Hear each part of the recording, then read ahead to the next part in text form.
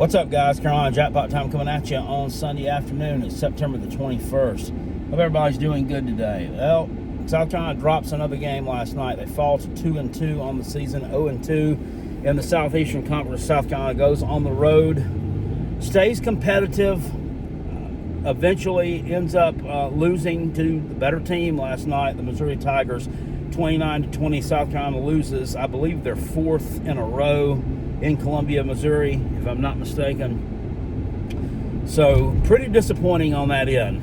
With the Gamecocks coming out last night, look, guys, I don't know what the game plan is anymore. This team have zero identity whatsoever. Just absolutely, there's no identity.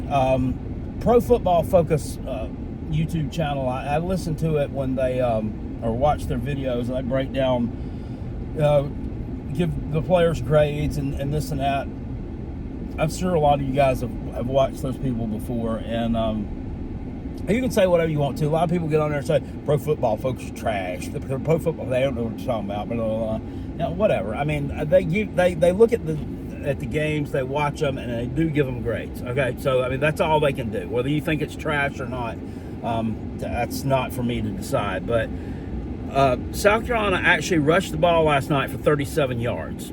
Okay, if you look at the stat line, they had negative yards rushing, but that's because of sacks. Of course, we're going to give up sacks. We give up 4 last night. 37 yards rushing total there on 17 attempts. That's less than that's 2 yards a run. But you only ran the ball 17 times the entire game. It was about 30% of the plays that Carolina ran were run plays. That's just not going to get it. There's no way that you can win in today's college football doing that. You've got to have somewhat of a balanced attack. You can skew one way or the other a little bit, but 30% running the ball. I mean, what was last year? What was our run-to-pass ratio last year? I mean, and it's totally flipped this year. I mean, I have to think last year, we were running the ball more than we were throwing it. So this team is just, it's off the rails. I can't point to any particular unit last night that played special teams-wise, they played pretty well. Defensively, I think the secondary did a good job last night for Carolina. But then once again, Mizzou leaned on the running game all night. They really were never in a situation where they had to throw the ball around a lot.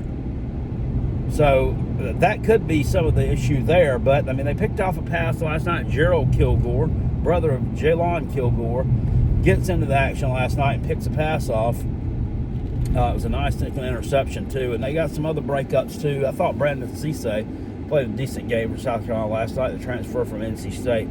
Other than that, the run defense was pretty horrible. We knew it was going to be. This Ahmad Hardy guy that plays for Mizzou, he's no joke. He's a transfer from Louisiana Monroe. How this guy ended up at Louisiana Monroe, I have no idea.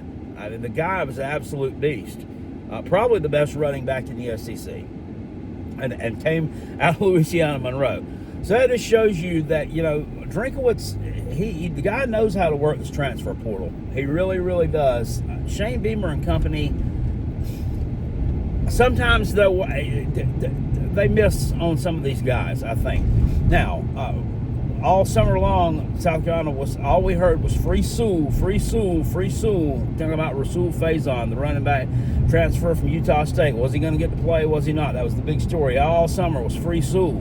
Well, Sewell got freed, but you've done absolutely nothing to take advantage of Sewell, because your run blocking is absolutely atrocious. It's atrocious. It's been through four games that we've sat through this. 4 games that you can't rush the ball the length of my Peter. It's going to be this way the entire season. I have resigned myself to the fact, last night I did, that it's going to be this way all year long. We fell right into the trap last night. Missouri's crowd got into the game. They were in it from the start. You did very little to take them out of the game. And that caused your offensive line. They're jumping off sides, false starts, whatever you want to call it. 14 penalties last night, most of them on the offensive side of the ball. I counted, I think it was 6 false starts. That you can't. It was the entire length of it was 14 penalties from 98 yards. That's the entire length of that's whole fucking football field. You can't have one whole fucking football field of penalties and win a ball game against anybody. Well, actually, I think Texas Tech had 14 penalties yesterday, but I mean, Texas Tech's a better team than South Carolina, so yeah, I can't explain that one. But a team of South Carolina's level playing someone like Missouri cannot win a football game committing 14 damn penalties. And they're stupid penalties, too. Stupid ones. There were maybe 2 or 3 of them that were legit penalties. And when I say legit penalties, I mean, any good team, when you look at teams that go to the Natty or the playoffs, go look at their penalty statistics for the year. They're going to get penalized sometimes a little bit more than some of the other teams that you see. And the reason why is because some of them, they commit good penalties, pass interferences, when which there are PI calls, which in terms of like, if you're looking at it like a basketball, would you know this guy is going to get an easy layup, so you foul him instead of letting him get his easy layup? That's kind of like what some of these PI calls on some of the good teams actually are. They're committing a pass interference because they know they're about to give up a touchdown here. South Carolina will give up pass interference penalties just on shit, though. So teams like us are holdings. Just apparently no damn reason. Just everything they did, it seemed like it was a lot of one step forward. They did some really good things. 1 step forward, 2 steps back. Punted Missouri in the first half. I remember punting them all the way down to the 1 yard line. Their own 1 yard line. That's where they started the game from, right? They started from the 1 yard line on one of the drives. I'm so damn mad right now, I can't really sit there. Any other team out there there's really not a whole lot of a chance that you're moving the ball out of there. You're going to end up probably punting from inside your 10. And a lot of them will actually get a safety on the opposition. Not South Carolina. What do? They give up a 99-yard touchdown drive. A 99-yard touchdown drive because they can't stop the run. Now, is anybody going to be able to stop Ahmad Hardy this year? I don't know. I mean, Central Arkansas had more success against this dude, especially in the first half, than South Carolina did, where he finally got going. And the thing is, if you stop him, they had another running back last night who rushed for 76 yards, Jamal Roberts. That was number 20. He's not a transfer. And then the quarterback ran for like 75 yards. Carolina couldn't get him on the ground, only sacked him 1 damn time. So, I mean, it was all of their offense was running the ball, and it was 3 players. It was Pribula, Roberts, and Hardy. 3 players. That's it. That's all they needed to do. So, yeah, Carolina, and still at the end, with a score of 26-20 late in the fourth quarter, and then Mizzou having to attempt that field goal to ice the game, you still had a shot to win the ball game. As badly as they played on offense, as bad as the run defense was, and I'm not going to say the run defense was horrendous the whole night. You did stop him on a lot of runs. He's not great at running in between the tackles, which a lot of guys aren't. When he bounces to the outside, I mean, you're pretty much cooked. But he can't run in between the tackles. When you're able to force him in between the tackles, you're able to stop him. So I'm not going to say it was horrendous all night, but the tackling last night was god-awful. I mean, I don't know how many missed tackles there were. I'd like somebody, I finished watching this Pro Football Focus video. I haven't finished it all, but maybe they'll say how many missed tackles there were in that game. It was absolutely god-awful. Yeah, you can't tackle, you can't run block. I mean, all phases of your game aren't working. You know, you've got all these little phases of the game. Take away one phase, okay, and it doesn't play well. Like Mizzou's last night, their secondary is trash, okay, and that's why I'm going to talk about them in a second. That's why they're only going to make it so far. But, I mean, you can fail in one phase, but, I mean, if you're failing in multiple phases, you're not going to win games, especially on the road. in the SEC. It's just not going to happen. I mean, you can't do it in any conference, really. I mean, if your team can't get your shit together, they can't. I've told you guys where all these problems are. South Carolina has talented players. Go look at the 24/7 composite. They have talent on that football team. Okay. The offensive line is a horrendous issue. Yeah, they gave Lenore Sellers last night time to throw the ball. I mean, and he spun it. 303 yards. This is the second straight year that we've thrown for over 300 on Missouri. Their secondary's trash. I mean, they were trash last year. They're trash can this year. But, if you can't complement it with your run game, then you're not going to win. You're just not going to be able to. So, as badly as they played, I was surprised. They had the lead for a lot of that game. And Mizzou just played muddy football. They muddied the game up. It was kind of one of those things they like to call, as Juice Pooch says, a knife fight. It's kind of like what it was. I mean, it wasn't a pretty football game. It wasn't, especially entertaining to watch. It got a little bit boring at some points, but yeah, I mean, we go on the road and I mean, they cover the point spread, right? So is that a victory? No, it's not.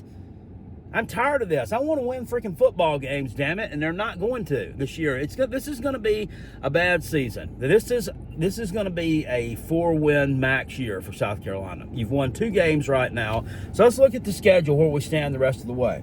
You got Kentucky coming in this Saturday. I think you can beat Kentucky. That's one team I think you can beat. They can run the ball, but they can't do much of anything else. They've switched over. They got a new quarterback now, Cutter Boley, who took over for Zach Calzada, who's awful. Carolina's favored by 5.5 points against Kentucky at home. And, I mean, to Kentucky's credit, they're not horrendous. I mean, look how good Ole Miss is. Look what Ole Miss is doing right now. They were in a knife fight with Kentucky a couple of Saturdays ago. So this is definitely a game you could lose. In fact, I mean, I'm not going to even take South Carolina to cover the spread here. In fact, I mean, I don't even know how to pick it right now. I mean, they if they're good enough at running the football, and Carolina has their head in their ass again, I mean, they can lose, and probably will. You're not going to win that game. You got to go on the road to LSU. I got to be real with you. You're not going to win that game, but honestly, LSU doesn't look as good as Missouri does, especially offensively. And defensively, they're pretty solid, but we're not winning that game. And I'm spending good, hard-earned money to go to that game. I'm going to drive like 10 hours on Friday to go down there, stay the night, go to the game Saturday, and then I guess drive all night on Saturday night to come back home, or maybe stay halfway somewhere Sunday, I don't know, and come home the rest of the time. My entire weekend will be involved in that. And I can't believe that this team is this bad that I'm going to go down there and watch that fucking shitpo product get ran out of that stadium down there. But, I mean, I bought the tickets and signed up for it. I'm going to go. It's more about, I like to spend time with my son. It's like, a few days trip for us. We do it every year. So, hopefully they can at least compete. You come home after that to play Oklahoma, you're not beating them. I mean, in the preseason, we thought South Carolina could probably get that game at home. It's after the Texas game for them. So if they happen to win it, they're undefeated right now. If they happen to lose to Texas, all you can hope is that, or if they beat Texas, say they beat Texas in the Red River Shootout in a couple of weeks, I mean, you could come home and get them in a flat spot in a noon game, but I don't think so. I don't think this team can do it. Alabama, not winning that game. A lot of people picked South Carolina to beat Alabama this year. No shot. You're not winning. Just not. Ole Miss, it's going to be ugly. It's going to be absolutely ugly going to Ole Miss. I feel sorry for anybody that's making that trip. I know our buddy Peckerhead that calls into the show. I think he's got tickets to go to it. I don't know if he's still planning on going or not, but that's going to be an ugly one. At Texas A&M, I mean, another ugly one. I mean, probably not as ugly as the game at Ole Miss, but we're going to get destroyed. Coastal Carolina, my God, hopefully you can beat them. And I don't. That's going to be that'll probably be another Jacksonville State type game from a few years ago. You remember where Carolina probably has to come from behind and beat a group of 5 team. That's probably about what that's going to be. And then Clemson at the end of the year, you're not winning that. I mean, I know Clemson is down right now. They look like shit yesterday, got blown out at home by Syracuse. But let's just face facts. Dabo and his staff are better coaches than Shane Beamer and his staff. They're not. I'm not going to say they're going to get the team right, but I feel like they can get it to 8 wins. I don't think they're going to beat Florida State. I don't think they're beating Louisville, but I think they can win the rest of their games. And they're off this week, and then they go up to Chapel Hill to play Blue Chew Bill. Surely Clemson can blow them out. They are awful. They might be worse than South Carolina. They be in North Carolina, but they'll get things leveled up as much as they can get them leveled up. I think this loss was. See, the Georgia Tech loss for Clemson was one. Well, they can explain it away. Well, it was a road game, and Georgia Tech's coming up, and they got a quarterback who's probably he might have more guts than anybody in college football. He being Haynes King, pro down boy. So they had some things that they could excuse and explain that one away. This one you can't explain away. It was a packed house, 80,000 people in Memorial Stadium, and they just went out, and they'll try to blame it on the lightning delay. Perhaps they could have come back if they're in the second half. They were getting some momentum, and it got killed because of the lightning delay. I don't know what excuse they're going to come up with, but there's really none. I mean, right now the Clemson fans, they're not very loud, and I don't blame them. And the Gamecock fans aren't very loud either. Football in the state of South Carolina this year is it's literal dog shit. It's dog shit. South Carolina sucks. Clemson sucks. Coastal Carolina sucks. Furman and the Citadel, I think both of them kind of suck. Maybe Furman is Furman maybe the best team in the state of South Carolina right now? I think they probably are. Shout out to the Paladins. South Carolina State. They went on the road yesterday and played South Florida. I think South Florida put like 70 on South Carolina State. Just out of reference point there. They blew them out. Absolutely just completely destroyed South Carolina State. Same team South Carolina struggled with. But don't worry. We were hiding the offense in that game. We was hiding our offense here. Mike Shula's going to dial it up. This guy is... Look, I'm not going to also say he's probably not the worst offensive coordinator that there could possibly be. He's not the worst one that we could possibly get. I mean, I didn't think Dowell Loggins was great either. Some of his play calling was terrible. The offensive line got better last year throughout the season, and the team started to play better. Even defensively, they even started to play better. Your whole team starts to play better when things start clicking with your offensive line. Your offense, all of a sudden, it starts clicking, and everything kind of starts to kind of gel a little bit. Kind of like with Mizzou, like 4 out of their 6 phases they're really good in. I mean, so secondary is still trash. I mean, and it's going to be that way. But teams like that can win games despite having one unit that's deficient. But when you've got when the offensive line is garbage, your team's going to suck. Period. You can't win games just by having a good defense. So it's not going to work out. Not going to work out for you. But I do want to say this to the Missouri fans. Look, I respect your football team. I kind of fell out with the Missouri podcasters over the summer. They kind of ticked me off a little bit, which is fine. If you watched our live stream last night, I called them and left a voicemail on their voice message line. So somebody asked me and I was talking last night with our buddy Jordan Dealmaker, who does videos with Gamecock Chuck. He actually called last night toward the end of the live stream. I kind of cut off the live stream after the game was over because I talked to him for a couple hours. Well, maybe it wasn't a couple. It was about an hour. I don't know. I talked to him for a while. And we're both saying that, where am I going here? What was I thinking about here? I can't remember what I was talking about with him. Lord, I got a bad memory, guys. I can't remember what I said to you. It'll pop up here in a second. But, I was telling him, the reason why I can't stand Missouri as an SEC team is, I'll be quite honest with you, I'm jealous of them. I'm jealous of what they've done. They came in the conference in 2012. They were garbage. They were not good. It's 1 year they're going to the SEC championship. They backdoored into the SEC championship game 2 years in a row. Now, give them credit. I say backdoored because in 2014, they lost to Georgia that year. But Georgia lost to South Carolina.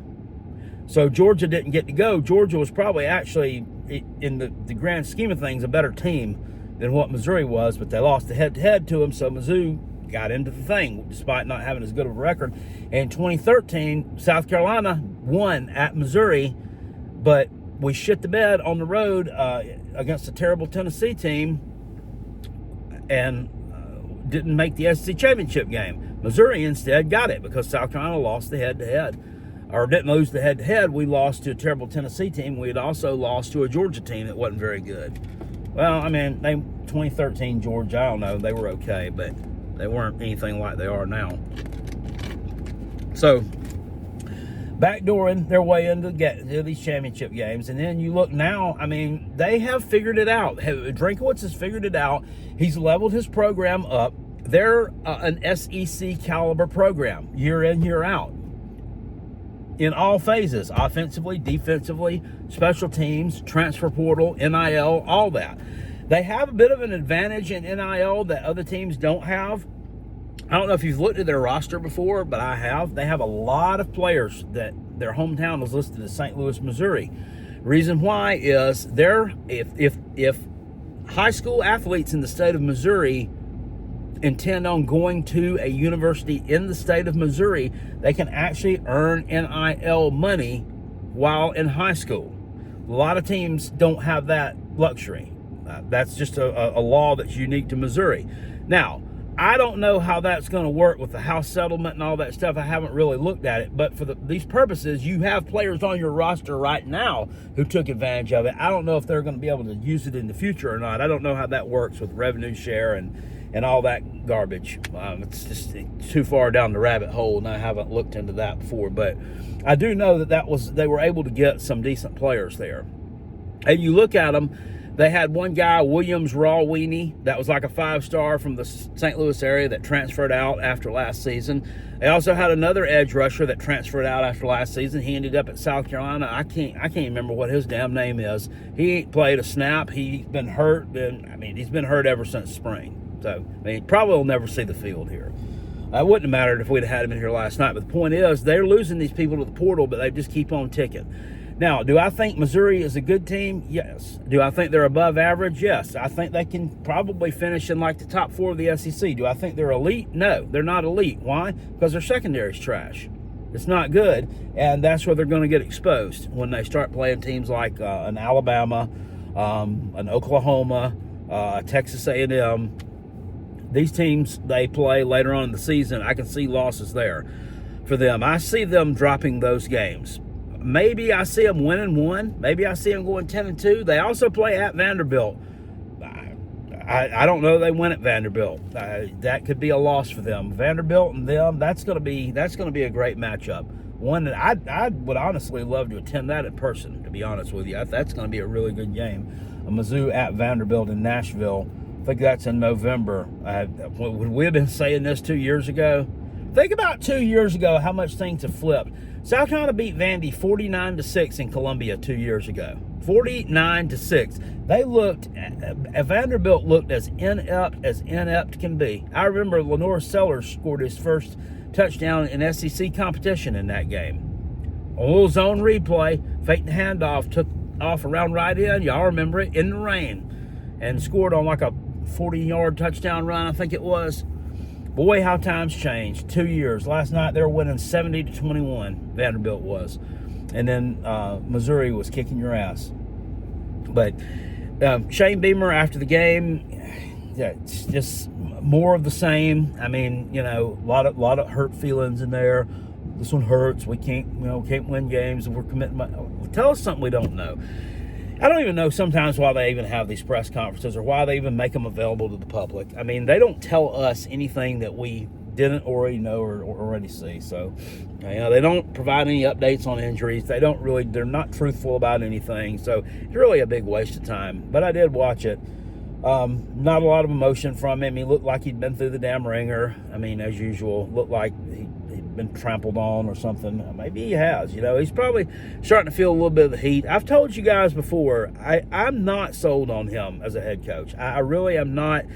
Even last year, I mean, I could see there were holes in our game, but we were still continuing to win games. And don't sit there and tell me, oh, no, you supported him last year. But no, bullshit. No, I didn't. I mean, I've never had a huge love affair with him. I've always last year I did give him credit because he kind of stopped with some of the childish antics during the press conferences and during when he was being interviewed and things like that. And to his credit, he really hasn't done a whole lot of it this year. He's kind of gotten a little snarky a little bit. If we continue to lose games, which we will, we'll see if that continues or not, or if he gets worse at it. I have a feeling he's probably going to start snapping some people's heads off again and making himself look like an ass. But that's just me. I'm not sold on him, and my main reason why is I don't question that his passion for the game of football. I don't question his love for his players. I have a huge problem with someone who can't hold people accountable. He does not hold his coaching staff accountable. That there is no reason on God's green earth why that offensive line staff should still be in Columbia, South Carolina. None. Should have been gone several years ago. But we continue to try to plod along. Well, we'll get a new offensive coordinator and maybe this will fix it. Oh, well, we'll go out here and sign us a 5-star offensive lineman. Maybe that'll fix it. It's not going to. This Darius Gray kid, he'll do himself a good favor to decommit and go somewhere where he's going to get developed. Because if he plays here under Lonnie Teasley, he's not going to get developed. He's just not. It's obvious they can't develop a unit. You have to have all of those guys have to be working together. All 5 of them have to work together. You can't have one who's really good and then a bunch of them who are mid. The whole line's going to be mid. Or you can't have one that's mid and the rest that are trash. The whole line's going to be trash. They were garbage last night, and if you watch them, they're not garbage, but they are SEC size players. I mean, they're SEC level players. They're not getting the coaching. They either don't know how to do what they need to do, or they don't know what to do. I watched Josiah Thompson the left tackle step to the right and let a blitzing backer come shoot right up this gap, right to the left of him. Didn't touch him, and that guy pasted Lenoris. I mean, why did we not pick that up? Why? Because there's no communication. You're not making adjustments, and your offensive line is not in synchronization together. They don't know what the fuck they're doing, in other words. So there's a 4-8 season incoming, and it could possibly be 3-9. I'm not sold on them that they can beat Kentucky this Saturday night. I hope that they do. If they don't, things are really going to get bad if they can't win this one. Is there a chance that they could upset one of these other teams down the pipe? Sure. I mean, if your offensive line starts playing up to SEC standards, but they're not going to because they haven't through 4 games. So why the hell should I think that they're going to 2 months from now? They're not gonna. So 3-8, 4-9 season incoming for South Carolina. This is just so disappointing. It really is truly disappointing. And you might think you will laugh at me for supporting this team through thick and thin, and that's fine. But it's really disappointing when you put everything in your life on hold for 4 hours on Saturday night. You know, I could be sitting there watching some teams that actually matter play football and just chilling out, enjoying myself. I don't do this for the super chats. I don't do it for the money. I do it for the interaction because I like talking to you guys. It's really like the only friends that I have because I work by myself all day long. I mean, I interact with people in stores, but they're not really your friends. So you're really like my source of that. I don't do it for the money. I do it for the camaraderie, I guess, and the fun of just doing it. But man, it sure would be a lot more enjoyable if they could start winning some fucking football games, or at least start competing. Last night, if they had went down there and found some way, if Mizzou had missed that field goal at the end and somehow or another they threw up some fluky pass, I definitely would call that win. Rob Sanders, my podcast partner, likes to call a lot of things flukes that the Gamecocks do when they pull out a win over Clemson. It's a fluke. They beat Georgia on the road in 2019. It's a fluke. They do this. It's a fluke. Well, that really would have been a fluke if they'd have won that game last night, because they didn't deserve to win that game. And I was on Pigskin Pete's stream yesterday when Clemson played Syracuse in the second half, and it was, I think, what was it, 34-21? I don't know, 34-21. And it was fourth quarter, and I said, watch them end up coming back and winning this ball game, and they don't deserve it. Pigskin Pete said, well, they do deserve it if they come back and win. Well, actually, no, they really wouldn't because you played like garbage for 3.5 quarters, and then once Syracuse gets tired, if you pull out some fluky win, you really don't deserve it. But it didn't matter because they did win anyway. But that's just a point where, no, I don't think South Carolina would have deserved to win that ball game last night if they did, because they totally got outmatched and out-physical. But it doesn't matter because the team that actually deserved to win the game won the game. So where do we go from here? I don't know. Which, by the way, I'm not trash talking Pigskin Pete here. I'm just saying that's like where I disagree with certain other people on certain things. Which, I mean, anybody can disagree with anybody on anything. It doesn't mean you don't like them or something like that. Yeah, there are a lot of things Uncle Lou says I don't agree with. I don't agree with him saying South Carolina and Georgia's not a rivalry. It is a rivalry, obviously. They have a big old party in Athens every time they play called the River Bash or the Border Bash or something they do down there on the river because they're right next to each other. It's a rivalry. Okay, they played every year from like 1975 through 2023. Every year except for 1990 and 91, South Carolina and Georgia played. It's a rivalry. And don't tell me, well, just because you play somebody every year doesn't mean it's not a rivalry. It's a rivalry. Everybody saying, I hate South Carolina and Georgia aren't playing anymore. Everybody said that. It didn't have a name, but it was a rivalry. Nonetheless. Anyway, I don't know where to go from here. That's about it, guys. That's about all I got to say. By the way, Super Chats last night, we had a good live stream, and I wanted to throw this out there. If you send South Carolina Jackpot, most of my videos, I'll have a link down there to my Venmo, PayPal, and Cash App, and I'm not sitting here begging for money like Tennessee Boogie Bentley does either, by the way. So don't act like I am. But if you want to send like a little donation or something to help the channel, I'm fine with it. If you just want to watch and hit and have a thumbs up, that's great too. I don't ask for these things, okay? But if you want to just send me something, you can. The Venmo, PayPal, and Cash App is there. You know, whether you want to send $5, you can send it. It's fine. A lot of people will do Super Chats, though. The only thing about Super Chats is the YouTube takes roughly half of it from you, or Google does. And then also, or they take it from me. You know, if you super chat me, you know, $20, you know, they get 10 of it, which is fine. But your comment stands out when you send a super chat. But like last night, the thing was scrolling. I'm trying to watch the ball game. I've got another ball game on over here I'm trying to keep an eye on too. I missed a super chat. Okay, the guy who sent it got butthurt and put something in the chat like, "I'm not doing anymore. Have a good night, Jackpot." And I'm like, I saw him saying, have a great night. I'm like, wait a minute. I'm like, that sounds kind of, the tone of that sounds kind of like we're a little bit pissed off about something. And I scrolled up, and he had sent a super chat earlier. And I'm not even going to say who it was, because it doesn't matter now. But he sent a super chat. I missed it. I'm sorry that I missed it, and I apologized numerous times. So if I ever do miss one of them, I don't mean to. I swear to you, I don't. But I'm trying to keep my eye on too much stuff here.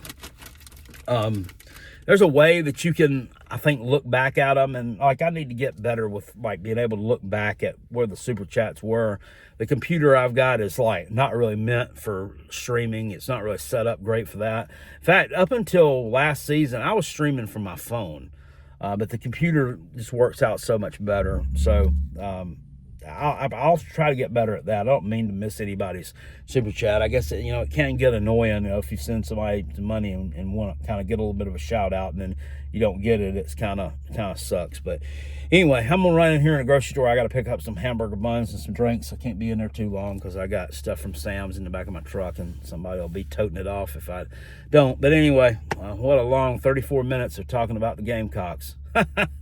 Woo, what a life, what a life. Anyway, I'll see you guys later on. Appreciate you. Peace. I'm out of here. Go Gamecocks. Woo.